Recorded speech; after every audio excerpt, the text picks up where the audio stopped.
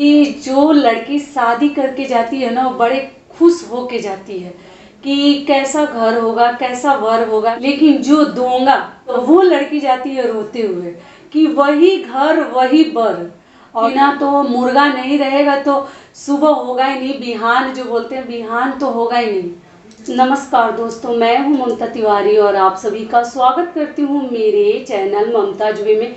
कैसे हैं आप सब, तो ये बताने के लिए कमेंट बॉक्स में जय माता दी हमेशा की तरह जरूर लिखिए। तो चलिए आज हम इस वीडियो में जानेंगे कि हम ससुराल में कैसे रहें। जो ही नई लड़कियां हैं जिनकी शादी होने वाली है या जो न्यूली मैरिड है, अभी जस्ट ससुराल में आई हैं, तो मन में बहुत सारे सवाल चलते रहते हैं, हलचल होता है, एक नए घर में जाना रहता है, नए माहौल में अपने आप को ढालना रहता है। तो हम कैसे रहेंगे, क्या करें क्या ना करें, बहुत ऐसी बातें हमारे दिलो दिमाग में चलते रहती हैं। तो इसी के लिए मैं आपके साथ 7 टिप्स, 7 बातें शेयर करूंगी जिससे आपको बहुत अधिक लाभ मिलेगा। तो चलिए शुरू करते हैं। तो आप बने रहिए मेरे साथ मेरे चैनल पर। अगर आपको मेरा वीडियो पसंद आता है तो प्लीज़ आप मेरे चैनल को सब्सक्राइब कर दीजिएगा, बेल आइकन को प्रेस कर दीजिएगा, जिससे मेरे वीडियो के नए नोटिफिकेशन आप लोगों के पास सबसे पहले पहुंचे। चलिए शुरू करते हैं कि वो 7 टिप्स क्या हैं, 7 बातें जो हम महिलाओं को ध्यान रखनी चाहिए कि ससुराल जब हम जाते हैं तो ये गलतियां हमसे न हो और ससुराल में हम किस प्रकार से रहें कि किसी को कुछ बोलने का मौका ना मिले। ठीक है, हर महिला, हर लड़की के जीवन में ये मोड़ आता है, और कुंवारे रहिए तो भी कोई आपका तारीफ करने वाला नहीं है, शादी हो जाए फिर भी जस नहीं है, कुछ ना कुछ प्रॉब्लम तो होती ही रहता है। लेकिन ऐसा थोड़ी ना है कि किसी की शादी नहीं होती, शादी तो सबकी होती है, जो जितने लायक है, जैसा है उस लायक सबकी शादियाँ होती हैं। तो लड़कियों के ना बहुत सारे सपने होते हैं, बहुत सारे ख्वाब होते हैं, कैसे जाएंगे, कैसा घर मिलेगा, कैसा परिवार मिलेगा, कौन कैसे हमें रखेगा ना रखेगा, कई ऐसे सवाल चलते हैं। तो देखिए, सबसे पहले बता दूं कि ससुराल जब आप जाते हैं ना, तो मन में ना बुरा ख्याल लेके ना जाए। ऐसे तो कहा जाता है, जो हमारे बड़े कहते हैं कि जो लड़की शादी करके जाती है ना, वो बड़े खुश होके जाती है कि कैसा घर होगा, कैसा वर होगा, कैसा क्या होगा। लेकिन जो दोंगा, हमारे तरफ दोंगा बोलते हैं, पग फेरे, जो कि लड़की जो है 1 साल के बाद, 6 महीने के बाद जब दिन पड़ता है तो वो आती है मायके, और फिर वो जब फिर उसका साहित्य शुभ मुहूर्त देखकर उसको फिर विदा किया जाता है, तो वो लड़की जाती है रोते हुए कि वही घर वही बर। और जो नई शादी करके भी जाती है तो वो सोचते जाती है कि कैसा घर कैसा बर, लेकिन जो दूसरी बार जाती है वो रोते जाती है कि वही घर वही बर। तो हमारी मम्मी लोग, हमारी दादी लोग मतलब ऐसे कहावत कहते हैं, तो वही बात है। लेकिन मन में इतनी टेंशन पाल के हमें नहीं जानी है कि कैसा होगा, जो होगा अच्छा होगा। आपको हमेशा पॉजिटिव सोचनी है कि जैसा भी होगा उसका सामना मैं करूंगी, कोई बात नहीं। क्योंकि अपने घर को त्याग कर दूसरे घर में जाकर रसना बसना रहना इतना आसान नहीं है, मुश्किल तो सबके साथ होती है। ऐसा मत सोचिए कि जो हंस रहा है ना, उसके दिल में, उसके जीवन में पीछे दुख नहीं है, वो आदमी हंस रहा है क्योंकि उसको सब कुछ अच्छा मिल गया, ऐसा नहीं है।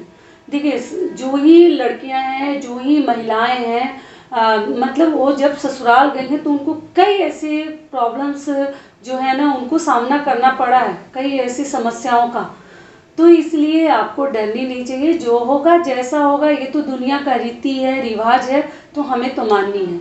तो सबसे पहली बात है कि अगर आप ससुराल जाते हैं तो आपको ध्यान क्या रखनी है कि आपको ना सुबह, जैसे कई लोग हैं ना कि जिस दिन जाते हैं उस दिन, उसके अगले दिन ना उनको दरवाज़ा ठोक ठोक के जगाना पड़ता है। तो ये गलती ना करें, पूरे जीवन के लिए लोग हंसते हैं, तो आपको ध्यान से समय से उठ जानी चाहिए। ऐसा ना कि 4 आदमी आए चिल्लाए उठ जा बहू उठ जा बहू, तब हम उठते हैं। तो ऐसी गलती आपको नहीं करनी चाहिए, जो कि मैं थोड़ा सा आपको ध्यान दिला देती हूँ। ऐसे तो आजकल की लड़कियां ऐसे ही बहुत अधिक समझदार हैं, तो आपको समय से उठ जानी चाहिए। दूसरी गलती क्या है कि किसी के लिए गलत भावना लेकर ना जाए, वो सास हो, नंद हो, या ससुर जी हो, या घर के और भी सदस्य हो, सबके लिए अच्छा सोच कर जाइए। जाने के बाद जो समस्या होगा वो देखा जाएगा, नहीं तो आप पहले ही नर्वस हो जाइएगा, डर जाइएगा। तो इसलिए आपको ध्यान रखनी चाहिए। और सबके साथ हमें अच्छा व्यवहार करना है, रिस्पेक्टफुल, मतलब उनके साथ बातचीत करनी है, उनको आदर सम्मान करना है हमें। ऐसा नहीं है कि हम जाते हैं तू तड़का पे शुरू कर दें, झगड़े लड़ाई कर दें। देखिए आप 2-4 साल बाद कुछ बोलते हैं ना तो उस पर लोग ध्यान नहीं देते, लेकिन जब नई बहू आती है ना तो उसकी जो पग पग पे वो कदम कैसे रखती है, वो बातचीत कैसे करती है, कैसा व्यवहार है ना, लोग 1 महीने तक कान ऐसे लगा के रखते हैं और पूछते रहते हैं बहू कैसी आई है, कैसे रह रही है, कैसे खाना बना रही है। तो आप 1-2 साल तक ना बहुत समझदारी से रहें, क्योंकि 2-4 साल बाद लोगों का ध्यान हट जाता है, क्योंकि हाँ बहू जैसी है वैसी है, ठीक है, लोग भूल जाते हैं। लेकिन नए नए में हम जब गलतियां करते हैं तो लोग जो है ना ध्यान रखते हैं और पूरे जीवन के लिए आपके ऊपर स्टैंप लग जाता है कि यार ये तो ऐसे ही है, ये तो जब आई उसी समय ऐसे करती थी। तो आपको ध्यान रखनी चाहिए, ठीक है। जाते ही अपने माँ बाप की बदनामी न करें। जब वैसा प्रॉब्लम क्रिएट कोई करे, कुछ करे तो ठीक है, आप उस समय कुछ बोल सकती हैं, लेकिन जाते ही कभी किसी को बुरा भला ना बोलिए। तो ये हो गया हमारा दूसरा नियम।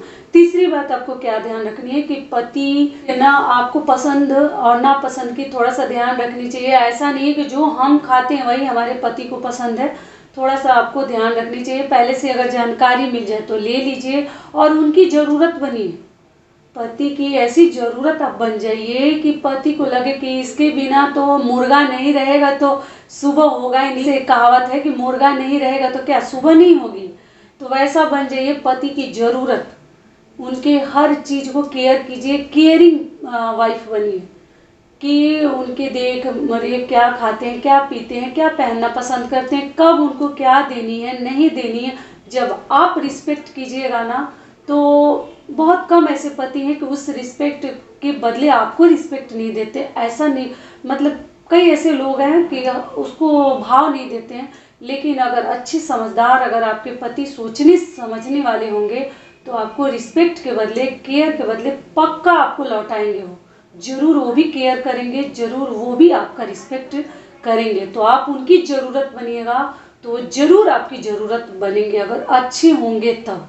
इंसान इंसान पे डिपेंड करता है, लेकिन कई ऐसे इंसान हैं कि हम कुछ भी कर लें सच में वो नहीं सुधरते हैं, तो उनके लिए तो कुछ कहा ही नहीं जा सकता। लेकिन आपको इस प्रकार से करनी है। तो ये हो गया हमारा तीसरा नियम।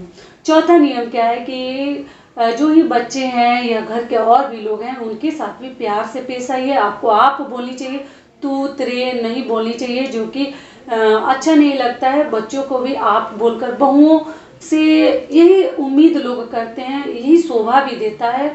जो ही बड़ों के बच्चे हों, छोटे के बच्चों हों, मतलब लोग तो ऐसे आजकल अपनी बच्चों को भी लोग आप ही बोलते हैं। तो बड़े के बच्चों का तो सवाल ही नहीं उठता तुम बोलने का, तो आपको आप बोलनी चाहिए, ध्यान रखनी चाहिए, ठीक है। और सुबह उठकर जैसे आप लोग को मैं बता चुकी हूँ ना, ऐसा हमारे तरफ तो नियम है कि ससुराल में 1.25 महीना ना सिंदूर लगाया जाता है। पीला सिंदूर ही सिंदूरा से लगाया जाता है। और सुबह सुबह 5 दिन तक 5 सुहागिनें मांग में सिंदूर भरती हैं, तो उनको प्रणाम कर लीजिए। जब वो आपके मांग में सिंदूर लगाती है ना तो आप उनको प्रणाम कर लीजिए। और आंचल में कुछ देती हैं तो जो ही बड़े हैं आप कर लीजिए। और 1.25 महीना तक, देखिए आप लोग सिंदूर के वीडियो में पूछते भी हैं, वो भी मैं बता दे रही हूँ कि 1.25 महीने तक पीला सिंदूर ही लगाया जाता है, उसमें भी सिंदूरा से। उसके बाद लाल सिंदूर आप लगा सकते हैं या और भी अलग से डिब्बी में सिंदूर खरीद कर रख सकते हैं, लेकिन सिंदूरा का सिंदूर 1.25 महीना लगाया जाता है, ठीक है। तो ये हो गया, आपको ध्यान रखनी कि प्रणाम कर लेनी है। किसी भी व्रत त्योहार में भी बड़ों को प्रणाम आपको जरूर पैर छूकर करनी चाहिए। अगली चीज़ क्या है कि थोड़ा बड़ों को श्रृंगार वगैरह कर दीजिए। जो ही आपकी सास है, चाची सास है, दादी सास है या कोई भी हो, अगर वो सुहागिन है तो ज़रूर आप उनका पैर कलर कर दीजिए, उनको चूड़ी वगैरह पहना दीजिए, नहीं रखी है तो मतलब मेकअप थोड़ा उनका कर दीजिए। ये सब चीज़ें भी लोग बहुओं से उम्मीद रखते हैं नए में। बाद में आप करें ना करें आपकी मर्जी है, क्योंकि बाद में ना लोग जैसे दुखी हो जाते किसी न किसी बात को लेकर, तो नहीं उतना करना चाहते। लेकिन नए नए में आपको इन सभी बातों को ध्यान में रखते हुए थोड़ा आदर भाव करनी चाहिए बड़ों को, ठीक है। तो ये हो गया हमारा चौथा नियम। पांचवा नियम जो हमारा है वो क्या है? पांचवा नियम है कि आपके घर में जो ही मतलब ट्रेडिशनल चीजें होते आ रही है, पहनावा को लेकर, भोजन को लेकर, रीति रिवाज जो है ना आपको अपनानी चाहिए। ऐसा नहीं कि हमारे मायके में तो छठ नहीं होता है तो मैं यहाँ कैसे करूँ, वहाँ तो करवा चौथ होता ही नहीं है तो मैं यहाँ कैसे करूँ, मुझे तो कुछ मालूम नहीं। अरे आपको सीखनी चाहिए। जो आपके घर के रीति रिवाज है ना वो कौन सीखेगा? वो बहू ही सीखती है। उसको आगे कौन ले जाएगा? बहू ही ले जाएगी। तो उसको दिल से, शौक से, श्रद्धा के साथ आपको अपनानी चाहिए और सीखनी चाहिए। जो ही आपके घर का ट्रेडिशन है, ट्रेडिशनल जो मतलब सास देती है कि ये चीज़ आपको पहननी है तो आपको जरूर पहननी चाहिए। उनका मन रखने के लिए 2 ही घंटे पहन लीजिए, 1 दिन ही पहन लीजिए, लेकिन पहनिए जरूर। ठीक है? कि अपनी घर की बात बाहर किसी से शेयर न करें, बाद में करें। माँ से कहना है तो माँ से ही कह सकते हैं, बाकी लोगों से ना कहें, क्योंकि लोग बाद में हंसते हैं, वही घर आपका रह जाएगा। लेकिन जो बातें हैं आपके मुंह से निकल जाएंगी ना, लोग पूरे जीवन वही बात पकड़ के बैठ जाते हैं। तो कभी भी अपने ससुराल की बुराई मायके में किसी से नए में ना करें। कोई ऐसी बात हो गई तो अपनी माँ से कह सकते हैं, क्योंकि माँ जो है हंसने वाली नहीं है, माँ जो है जीवन भर आपको ना ताना मारने वाली नहीं है। कह सकते हैं, लेकिन जाते ही है ना कि ससुराल की हर बातें मायके में और बाहर वालों को जना दे, ये भी बहू को शोभा नहीं देती है। ठीक है? छठा नियम क्या है कि आपको किसी भी कार्य को लेकर ना बहुत अधिक अच्छा बनने की कोशिश नहीं करनी है कि अरे हम तो ये कर लेंगे, हम तो पहाड़ उठा लेते हैं, हम तो इतने अच्छे बहू बनेंगे, हम तो ये कर लेंगे, वो कर लेंगे, हम बहुत अच्छे हैं। वैसा दिखावा हमें नहीं करनी है। हमें नेचुरल रहना है, हम जैसे हैं वैसे ही रहेंगे। हमें बहुत अधिक अपने आप को दिखावा करके पेश उनके सामने नहीं करनी है। बाद में अगर आप बीमार पड़ जाते हैं, बाद में वैसा नहीं करते हैं तो फिर लोगों का जो एक्सपेक्टेशन है ना आपसे वो वैसा ही रह जाता है। लोग सोचते हैं कि अरे कल तो अच्छी थी, कर रही थी, आज नहीं कर रही है, जरूर कोई बात है, गुस्सा है, दुखी है, क्या बात हो गई कि आज ये कार्य नहीं कर रही है। तो आपको कभी भी बहुत अधिक दिखावा नहीं करनी है, मतलब जोश में आकर होश नहीं गंवानी है। सिंप्लिसिटी, सादगी रखिए, शांति से कीजिए, जो ही कीजिए एकदम आराम से। हम जैसे हम नेचुरल रहेंगे और जीवन भर नेचुरल रहेंगे। ऐसा नहीं कि आज हम 3 बजे भोर में उठकर दिखा रहे हैं और कल से हम 8 बजे तक सो रहे हैं। तो ऐसा दिखावा हमें नहीं करनी है। हम एक समय निर्धारित करेंगे कि इस समय हमें उठनी है, हम घर की बहू हैं, हम घर की लक्ष्मी हैं, इस समय हमारा उठना धर्म है, कर्तव्य है, उस समय ही हम परमानेंट उठेंगे। ठीक है? तो इस प्रकार से आपको दिखावा नहीं करनी है। तो ये हो गया हमारा छठवां नियम।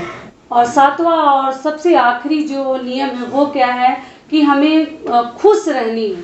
किसी भी बात को लेकर बहुत अधिक दुखी मत रहिए कि अरे हमारे ससुराल में तो ये नहीं है, हमारे मायके में तो ये था। ये सब बातें किसी को ताना के रूप में न मारे। ये भी ससुराल वाले को दुख लगता है कि ठीक है वहीं था तो वहीं रह जाती, ससुराल आने की क्या जरूरत थी। तो ये भी बातें आपको नहीं कहनी चाहिए। खुश रहनी चाहिए, जो हमारे भाग्य में था वो हमें मिला है, इससे आगे हमें इस ससुराल को ले जानी है।